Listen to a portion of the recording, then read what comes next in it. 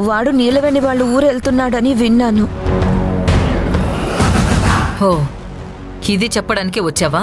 లేదమ్మా, అది నువ్వే కదా నీతో నేను ఏం చెప్పట్లేదని బాధపడ్డావు. అందుకే ఈ విషయం నీకు తెలుసో తెలీదో అని చెప్తున్నాను.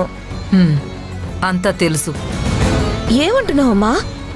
వాళ్ళిద్దరూ కలిసి ఊరు వెళ్తున్నారన్న విషయం తెలిసి కూడా నువ్వు సైలెంట్గా ఉన్నావా? మరేం చెయ్యాలి? నాకు ఈ విషయం తెలిసి నేను కోపంతో నోటికొచ్చినట్టు అరవాలా? అప్పుడు మీ తమ్ముడు ఎప్పట్లాగే వచ్చి హీరోయిజం చూపించి నన్ను ఇష్టం వచ్చినట్టు తిట్టి అవమానించాలా? అంతేనా? అలా ఏం లేదమ్మా. ఆయన ఏంటమ్మా నువ్వు ఇలా మాట్లాడుతున్నావు? నేను అలా ఆలోచించేదాన్ని కాదమ్మా. ఎలాగైనా నీలవేణిని ఈ ఇంటి నుంచి వెళ్ళగొట్టాలని మీరు అనుకుంటుంటే వాళ్ళిద్దరేమో చట్టాపట్టాలేసుకుంటూ అందరింటికి వెళ్తున్నారు. తలుచుకుంటుంటేనే చాలా బాధగా ఉందమ్మా. అదే చెప్పాలని వచ్చాను.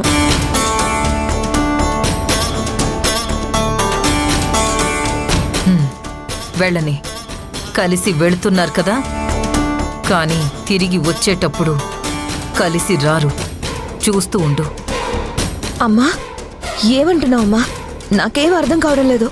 కలిసే వెళ్ళని, వెళ్ళి రిటర్న్ వచ్చేటప్పుడు కలిసి మాత్రం రారు. మన తారక్ ఒంటరిగా వస్తాడు అంటున్నాను. అదేలా అమ్మా? ఎలా అనేది నేను చూసుకుంటాను. మీరెవ్వరూ ఇందులో తలదోర్చకండి. నేనొక్కదాన్నే చూసుకుంటాను.